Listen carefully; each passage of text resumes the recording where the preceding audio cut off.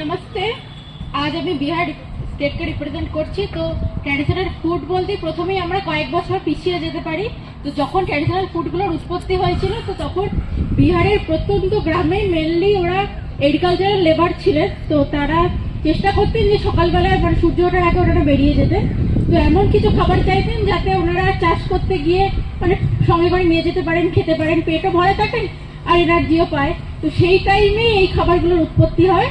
তো প্রথম খাবারটা আমি যেটা বলছি লিট্টি চোখা, আমরা নাম সবাই শুনেছি। তো সেখানে গম আর ছাতু, ভেতরে ছাতুর পুর দেওয়া হয়, ছাতুর সাথে আরো কিছু পেঁয়াজ টমেটো দিয়ে রোস্ট করা হয়, আর তার সাথে একটা চোখা থাকে যেটা বেগুনের হতে পারে, আলুর হতে পারে, টমেটোর হতে পারে। তো সেই লিট্টি চোখা এটা উৎপত্তি হলো এবং দেখা গেল যে তারা চাষ করতে গিয়ে দেখছে যে এটা খাওয়া যাচ্ছে এবং অনেকক্ষণ রাখা যাচ্ছে উইদাউট এনি প্রিজারভেটিভ, আর অনেক এনার্জি পাওয়া যাচ্ছে। তো সেইখান থেকে নেক্সট খাবার বলবো যে ছাতুর পরোটা। তো ছাতুর পরোটা ওই ছাতু থেকেই উৎপত্তি হয়, যেহেতু ছাতু গরমকালে মানুষ খেত ওই পেট ঠান্ডা রাখার জন্য, ডাইজেশন ভালো হবে।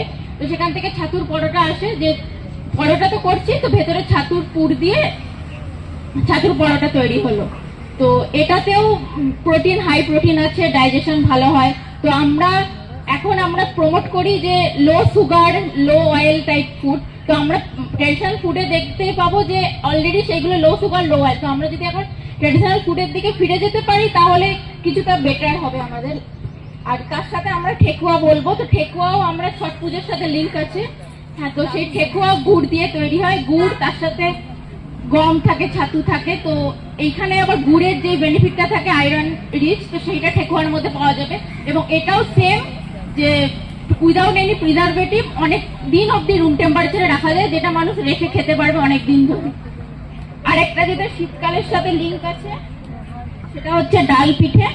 ডাল পিঠে আমরা যেরকম পিঠে বানাই সেটাই, কিন্তু ভেতরে ডালের পুর দেওয়া হয়, মুগ ডাল বা ছোলার ডালের পুর দেওয়া হয়, আর বাইরে চালের গুঁড়ো দিয়ে, এবং এইটাকে ভাপানো হয়, জলের মধ্যে স্টিমড করা হয়। তো আমরা যে খাবারগুলো দেখলাম প্রত্যেকটাই লো অয়েল, লো সুগার